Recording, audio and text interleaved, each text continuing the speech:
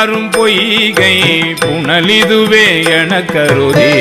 பேய்த்தேர் முக கூறும் பேதை குணம் ஆகாமே